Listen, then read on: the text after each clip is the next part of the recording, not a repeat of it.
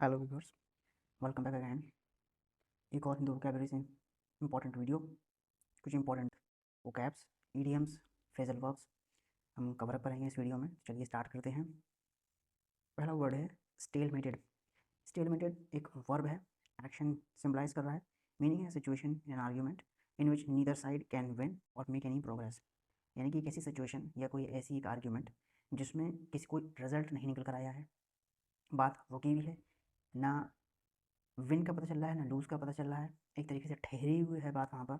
उस सिचुएशन को हम कहेंगे स्टेल। हिंदी में इसका मीनिंग होगा गतिरोध। गतिरोध यानी कि एक रुकावट। इसके कुछ सिनोनिम्स हैं, एक डेडलॉक है, एक इम्पैस है, एक स्टैंड स्टिल सिचुएशन है। ये इसके कुछ सिनोनिम्स हो जाएंगे। इसके कुछ एंड्रेंस होंगे, हेड अवे यानी कि आगे की तरफ बढ़ना, एक प्रोग्रेस होना, एडवांस होना किसी चीज़ में, एडवांस होना एक तरीके से आगे की तरफ ही होना, आगे बढ़ने का ही यहाँ पर इसको बताया गया है। नेक्स्ट वर्ड है हमारा सिंच। ये भी एक वर्ब है और इसका मीनिंग है to burn the surface of something slightly.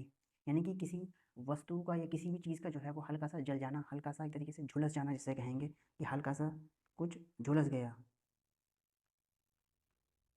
झुलस जाना, हल्का सा बर्न हो गया, कोई चीज़ बहुत हल्की सी बर्न हो गई, वहाँ पर हम वर्ड यूज़ करते हैं सिंज। इसके जो सिनोनिम्स हो सकते हैं, एक बर्न है यानी कि एक तरह जलना, चार भी यही मीनिंग डिफाइन करता है। यहाँ पार्शली बर्न की बात करी गई जिससे कि सरफेस थोड़ी सी अभी काली हो जाए, ब्लैकन हो जाना, सेम मीनिंग है।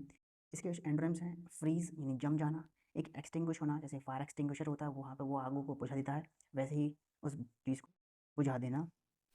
नेक्स्ट वर्ड है कॉन्कॉमिटेंट होना। ये एक एडजेक्टिव है, क्वालिटी हम बताई गई है। मीनिंग इसका नेचुरली एकम्पनिंग और एसोसिएटेड, यानी कि एक जुड़ा हुआ ना, एकम्पनी होना, किसी का साथ होना, कोई आपसे एसोसिएट है, वहाँ पर इस वर्ड को यूज़ करा जाता है कॉन्कॉमिटेंट। हिंदी में सहगामी।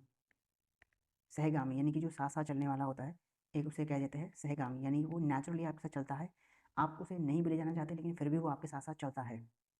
ठीक है। सिनोनिम्स इसके हैं रिलेटेड, कनेक्टेड, लिंक्ड, और इसके जो एंट्रेंस है अनरिलेटेड, अनकनेक्टेड, अनएसोसिएटेड, अनलिंक्ड, ये इसके कुछ एंट्रेंस हो सकते हैं। नेक्स्ट वर्ड देखेंगे। नेक्स्ट वर्ड है एन्यूमरेटेड। एन्यूमरेटेड ये एक वर्ब है। मीनिंग है इसका to name a list of things separately one by one, यानी कि चीज़ों की जो सूची होती है हिंदी में कहा जाए, उसका एक अलग अलग करके रखना, यानी कि वन बाय वन करना, यानी एक के बाद एक होना, इस तरीके से चीज़ों को आपने सेपरेट कर दिया है, वहाँ पर हम वर्ड यूज़ करते हैं एन्यूमरेटेड। इसके कुछ सिनोनिम्स हैं, एटिमाइज करना, एटिमाइज भी एक तरीके से जो है वो अलग अलग करके रखना हो गया। ठीक है। पर्टिकुलराइज, हम पर्टिकुलर्स बना लेते हैं किसी चीज़ के, कि जैसे एग्जाम्पल के तौर पर जो अकाउंट्स होते हैं वो हमारे पर्टिकुलर बने हुए होते हैं, कोई सेल्स अकाउंट है, कोई परचेज अकाउंट है, इसी तरीके के हर तरीके का हमने पर्टिकुलराइज बना दिया है। ठीक है।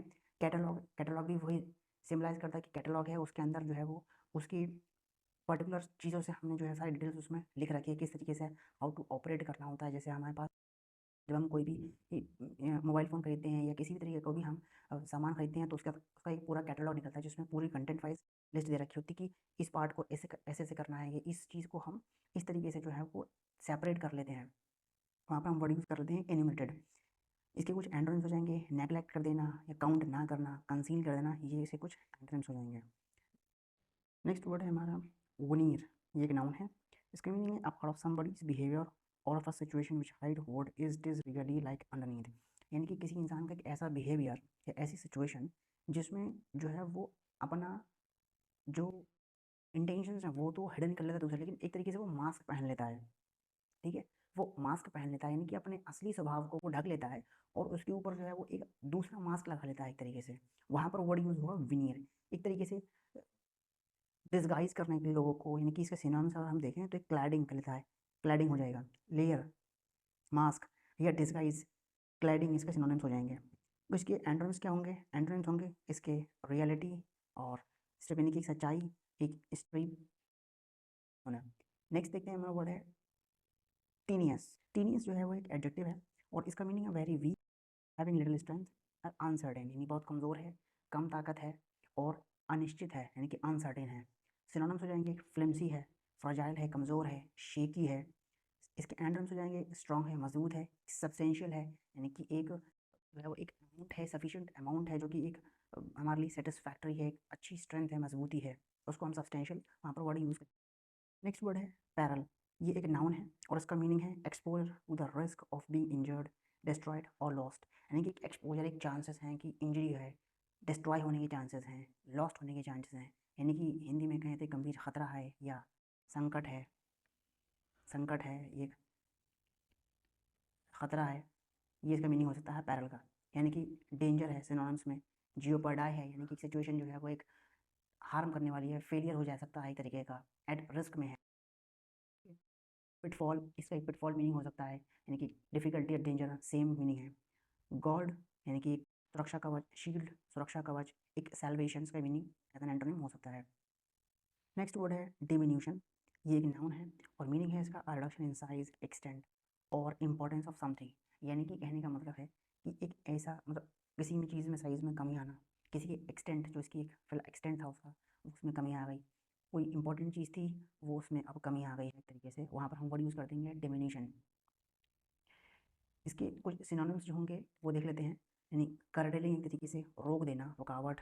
एक एटेन्यूएशन हो गया, एटेन्यूएशन का मीनिंग जो है वो है एक फोर्स में या किसी तरह का कोई इफेक्ट है उसमें एक रिडक्शन हो गया है, कॉन्ट्रैक्शन हो गया है, सिकुड़ सा गया है, कमी आ गई है, ये इसके मीनिंग हो जाएगा। इसके एंटोनिम्स हो जाएंगे इंक्रीज होना, एक्सपेंशन होना, ग्रोथ होना, एनलार्जमेंट होना, ये इसके कुछ जो हैं सिनोनिम्स हो जाएंगे। नेक्स्ट है disarray, part of speech, noun, meaning एक कन्फ्यूजन भरी सिचुएशन, यानी कि कंप्लीट लैक ऑफ ऑर्गेनाइजेशन है किसी सिचुएशन में, किसी भी जगह में बहुत ही कन्फ्यूजन है, बहुत ही खलबली सी मची हुई है एक तरीके से, एक तरीके से डिसऑर्डर है, प्रॉपर तरीके से कुछ भी ऑर्डरली काम नहीं हुआ हुआ है, एक कन्फ्यूजन है, chaos मचा हुआ है एक तरीके से, भगदड़ मची हुई है, एक कम्प्लीटली मैस हो गया है, ठीक है, मडल हो गया है पूरे तरीके से। एंटोनिम्स हो जाएंगे ऑर्डरलीनेस, ऑर्गेनाइज तरीके से काम होना, किसी सिस्टमेटिक तरीके से काम होना। तो एक कोई सिचुएशन जो बिल्कुल कन्फ्यूजन है, जहाँ पे कोई प्रॉपर तरीके से ऑर्गेनाइजेशन नहीं है, मैनेजमेंट नहीं है, कोई प्लानिंग तरीके से कोई प्लानिंग नहीं है किसी काम की, ठीक है, एक बहुत ही कन्फ्यूजन वाली सिचुएशन बनी हुई है, करें तो क्या करें, वहाँ पर हम वर्ड यूज़ करेंगे डिसएरे। नेक्स्ट वर्ड है हमारा रिकैल्सिट्रेंट, रिकैल्सिट्रेंट हमारा वर्ड है और इसका मीनिंग जो होगा, इसका मीनिंग है एक ये एडजेक्टिव है, पार्ट ऑफ स्पीच, और मीनिंग है इसका रिफ्यूजिंग टू फॉलो इंस्ट्रक्शन और rules not easy to control. यानी कि किसी भी इंस्ट्रक्शंस को, रूल्स को कोई अगर फॉलो करने से मना कर देता है, रिफ्यूज़ कर देता है या कोई आसानी से कंट्रोल नहीं हो पा रहा है, वहाँ पर हम वर्ड यूज़ करेंगे एक रिकल्सिट्रेंट, यानी कि एक हट्टी है हिंदी में कहें तो, और निर्देशों का पालन नहीं करता, नियम का पालन नहीं करता है, वहाँ पर हम वर्ड यूज़ करते हैं रिकैल्सिट्रेंट। यानी कि इसके सिनोनिम्स हो जाएंगे अनकोऑपरेटिव, जो नहीं कोऑपरेट ही नहीं कर रहा है, इंट्रैक्टेबल है, इंट्रैक्टेबल है, रेफर्मेटरी है, रेफर्मेटरी है यानी कि उद्दंड है, अड़ियल है, बिल्कुल ही एकदम कंट्रोल में ही नहीं आके दे रहा, डिफिएंट है। एंटोनिम्स इसके हो जाएंगे एमिनेबल है, काफ़ी ये डोसाइल है, यानी कि फॉलो करता है रूल्स को, कंप्लाइंट करता है, किसी बात को और कहा जाता है तो उसको ओबे करता है, ओबीडियंस है, वहाँ पर हम वर्ड यूज़ करते हैं। ये इसके कुछ एंटोनिम्स हो जाएंगे रिकैल्सिट्रेंट के। कुछ फ्रेजल वर्ब देख लेते हैं हम। फ्रेजल वर्ब में पहला वर्ड है रिसॉर्ट टू, यानी कि टू डू और use something specially because no other choices are possible. यानी कि रिसॉर्ट टू का मतलब कोई भी चीज़ को करना, या किसी भी चीज़ को करना क्योंकि आपके पास कोई अदर चॉइस नहीं है, कोई भी दूसरी चॉइस आपके पास नहीं है, आप मजबूर हैं इस चीज़ को करने के लिए, वहाँ पर हम वर्ड यूज़ करते हैं रिसॉर्ट टू। एग्जाम्पल इसका समझिए कि जैसे कि एक आरबीआई का एक फीचर है कि ये आरबीआई जो है वो लेंडर ऑफ लास्ट रिसॉर्ट है, यानी कि ये आखिरी ही सहारा है हमारा एक तरीके से, इसके अलावा कोई हमारी मदद नहीं कर सकता। कि जब कोई दूसरे कमर्शियल बैंक को लोन चाहिए होता है तो उसको पैसा जो है, लोन या पैसा चाहिए था, ग्रांट चाहिए होती है, तो वो सिर्फ सीधा सीधा जो है वो आरबीआई के पास जाता है, क्योंकि उसे पता है कि यही हमारा आखिरी सहारा है, वही हमारी मदद करेगा, हमारे पास कोई और चॉइस पॉसिबल नहीं है। वहाँ पर हम वर्ड यूज़ करते हैं resort to. Next phrasal verb है harp on, meaning to keep talking about something in a boring or annoying way. कहना है कि आप किसी भी बात को जो है वो कह रहे हैं एक बोरिंग और अनोइंग वे में, यानी कि बिल्कुल मतलब एक नीरस मूड में आप होके जो है वो किसी बात को बात ही नहीं करना चाहते उस बारे में, या मजबूरी में आप बात कर रहे हैं तरीके से, एक अनोइंग बिहेवियर आप दिखा रहे हैं किसी भी चीज़ के लिए, तो वहाँ पर हम फ्रेजल वर्ब यूज़ करते हैं हार्प ऑन। नेक्स्ट फ्रेजल है embark upon, embark upon usher in, meaning है to start to do something new और डिफिकल्ट, यानी किसी नई चीज़ की शुरुआत करना, किसी नई चीज़ का आरंभ करना या प्रारंभ करना, वहाँ पर हम फ्रेजल वर्ब यूज़ करते हैं एम्बार्क अपॉन। बहुत ईजी है, इसमें ज़्यादा समझाने का कुछ नहीं है। नेक्स्ट है ईडियम्स देख लेते हैं कुछ। बॉयल द ओशियन, मीनिंग है taking upon an almost impossible और ओवरली एम्बिशियस प्रोजेक्ट, यानी कि कोई ऐसा टास्क आप कर रहे हैं जो इम्पॉसिबल है। अगर इसको हिंदी में अगर ट्रांसलेट करा जाए, बॉयल द ओशन का मतलब होगा समुद्र को उबालना, तो समुद्र को उबालना अपने आप में ही एक इम्पॉसिबल और एक डिफिकल्ट टास्क है। वही चीज़ यहाँ पे कही गई है, taking up an almost impossible task, या कोई एक ओवरली एम्बिशियस प्रोजेक्ट आपने ले लिया है, तो वहाँ पर हम ईडियम यूज़ करेंगे बॉयल द ओशियन। अगला ईडियम है penny pincher, meaning someone who is extremely frugal and careful with their money.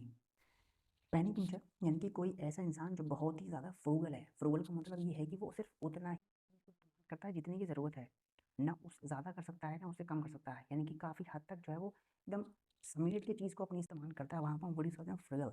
तो वही चीज़ कही गई है, कोई एक ऐसा इंसान जो काफ़ी हद तक जो है वो गिना चुना करके जो है वो काम को अपने करता है, या अपने पैसे का को जो है वो खर्च करता भी है तो बड़ा ही ध्यान से, कहीं ज़्यादा ना खर्च हो जाए एक तरीके से, थोड़ा सा हम ये कहें कि थोड़ा सा कंजूसी टाइप का एक इंसान होता है, वो आप कहलाता है पेनी पिंचर। नेक्स्ट देखते हैं cost an arm and a leg.